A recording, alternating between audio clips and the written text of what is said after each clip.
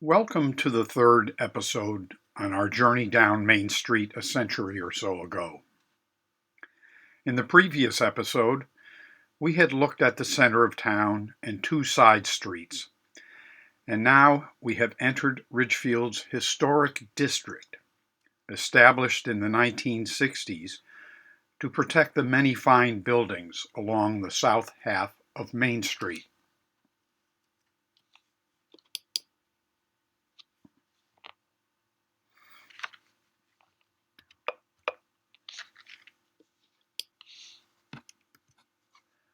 We are standing in front of the Lounsbury estate, looking across at St. Stephen's campus around 1905, 10 years before the present stone church was built.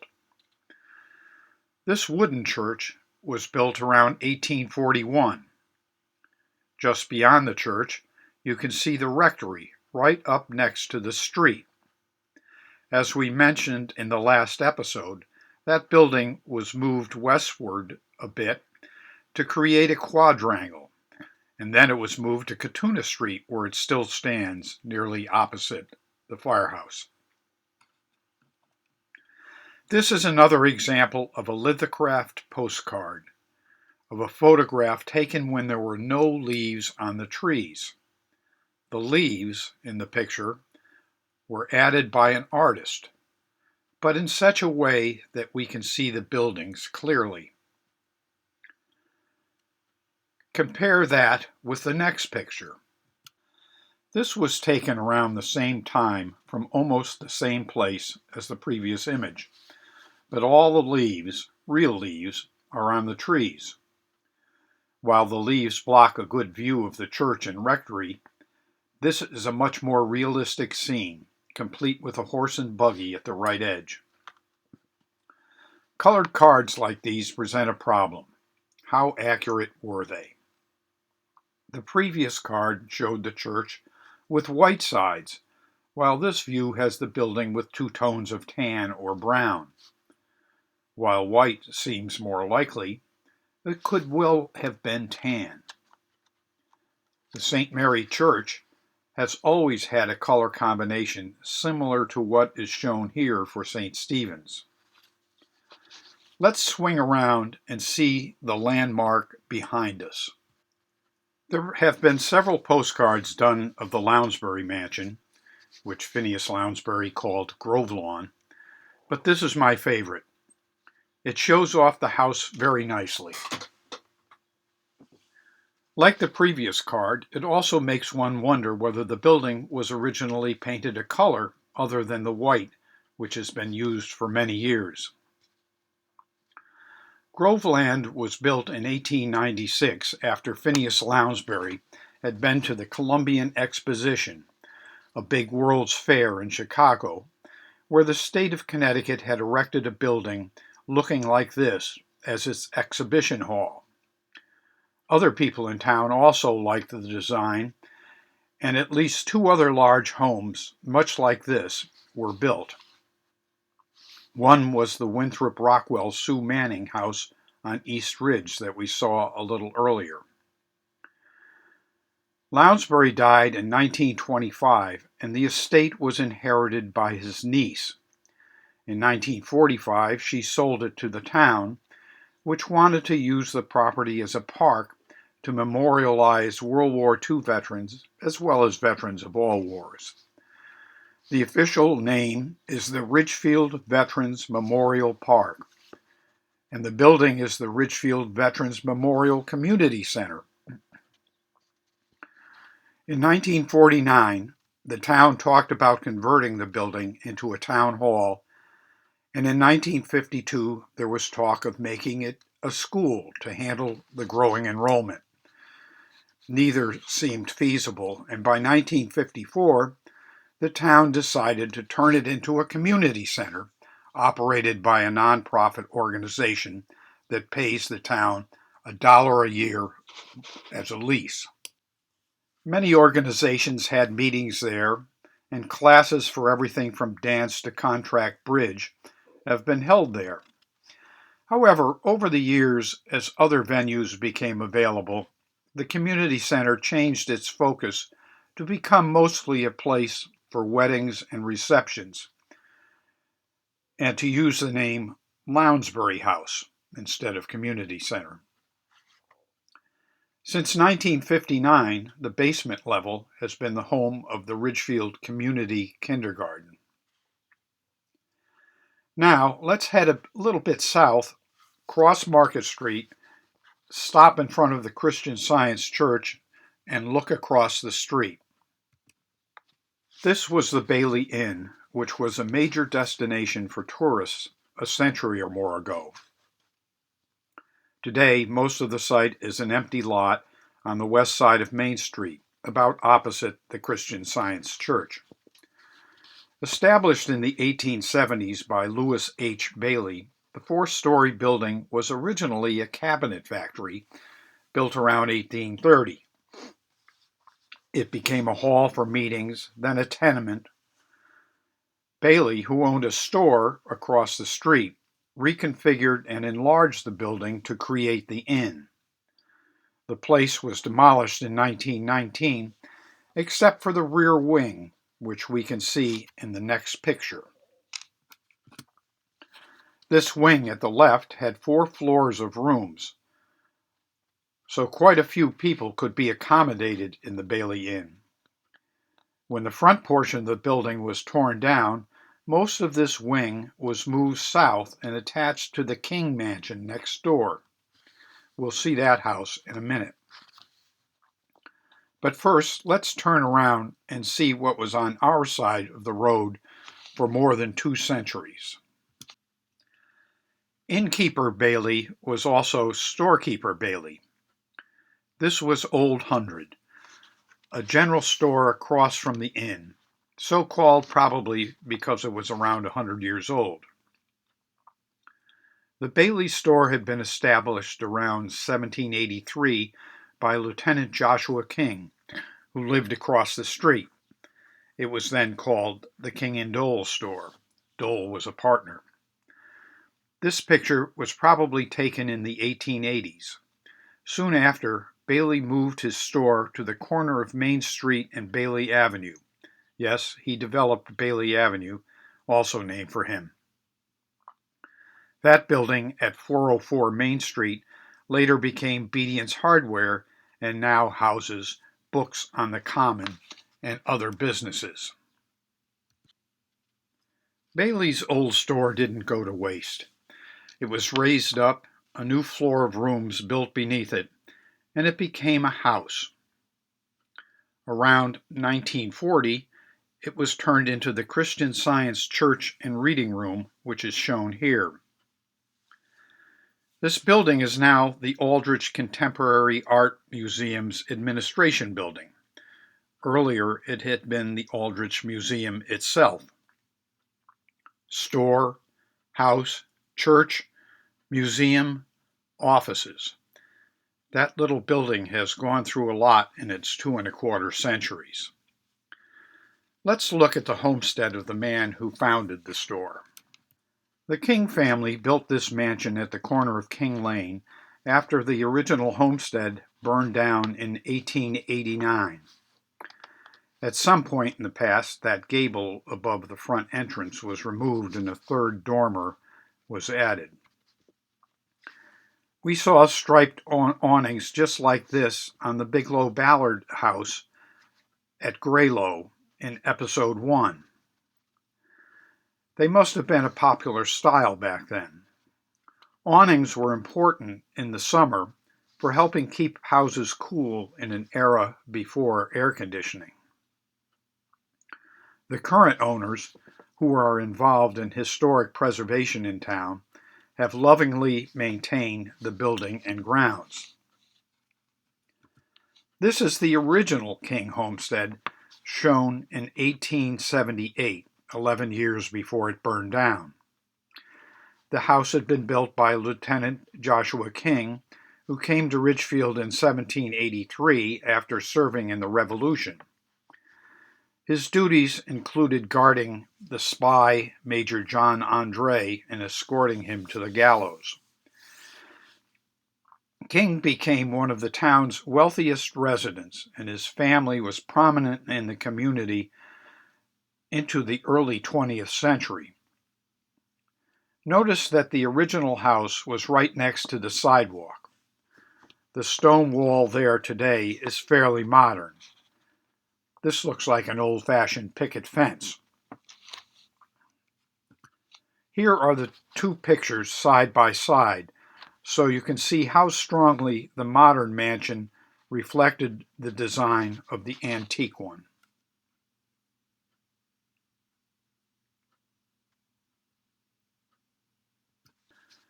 If we were to walk out to the west edge of Main Street in front of the King House, or the Old Hundred, and look back north, this is what we'd see around 1905. Trees galore. Where the Christian Science Church is today, at the right, was just an open lawn, part of the homestead of Dr. William and Laura Ali, whose house still stands at the corner of Market Street. Both were prominent in the fight for women's suffrage and in efforts to improve the town's schools. The simple post and rail fence suggests that they may have kept horses in the field. At the left would be the King family homestead, while off to the right would be the Old Hundred. If you look carefully down the west or left edge of the road, you can see a fire hydrant. That hydrant is just about in front of the Bailey Inn, which would have been off to the left. An odd feature of this German lithographed card is the way the grass on the west side of Main Street has been colored.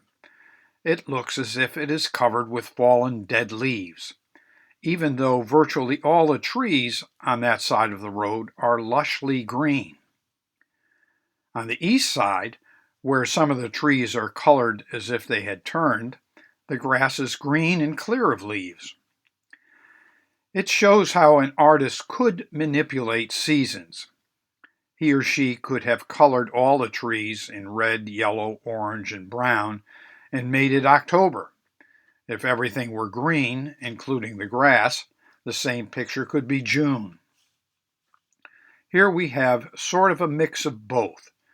Maybe it's midsummer and those brown trees on the right are elms dying of Dutch elm disease. Let's swing around and look south. It's remarkable how little this scene has changed in the 110 years since this picture was taken. The Hawley House, the town's oldest, is still at the left, as is the fence. There is still a wide strip of grass on both sides of the road. There are still plenty of trees, though most have changed over the years. One difference is that the war memorial was added to the grass strip on the right back in 1925. At the lower right, we can see King Lane joining Main Street. A nice thing about this view is that there is an even earlier and more interesting version. This image appeared in the Reverend Daniel Teller's History of Ridgefield, published in 1878, and is an engraving based on an 1850s painting by an unknown artist. Thus, it's pretty accurate in showing what this location was like a century and a half ago. It's such a remarkable picture that a color version of it is used as a large mural in the lobby of the Ridgefield Playhouse. Ridgefield still had a village green back then, and as you can clearly see, the first Congregational church was still functioning on the green. The church was called the Meeting House, and the green around it, the Meeting House Yard. The Meeting House Yard was laid out to be 264 feet wide, twice the width of Main Street's right-of-way of 132 feet. And it extended quite a bit to the east, now a private residence at the corner of Branchville Road. It was 330 feet from north to south, making the total area of the yard 2 acres. Some years ago, state archaeologists tried to find evidence of the foundation of the church, which was removed in 1888 when the new Congregational Church opened down the street. They found nothing. The sidewalk on the west side leading to the church has, I believe, been moved more to the west to allow the widening of the road and yet retention of a wide swath of grass along that side of the road. The intersection of Branchville Road can be seen on the east side of Main Street with a small triangle of grass in it. Let's take a quick look at the landmark on the left. The Hawley House was built for the town's first minister, the Reverend Thomas Hawley, who came here around 1710 when the settlement was just starting up. Fresh from Harvard, Hawley also served as Ridgefield's first school teacher and first town clerk. He remained here until his death in 1738, and various references to him in old records often use the word beloved. His gravestone in Titticus Cemetery is still standing and looks almost as good as it did 288 years ago. It is believed to be the oldest still readable gravestone in town. The outside of the house is much the same as it looked in Hawley's day, though it was probably not painted then. The house remained in the family until well into the 20th century. A later owner of this house was Glenna Welch, who had previously owned and lived in the Keeler Tavern and sold it to the nonprofit group that turned it into a museum. Clearly, she liked things historic, so it's no surprise that she wrote a history of the town's early years called The Proprietors of Ridgefield, which is still available at Books on the Common and the Historical Society.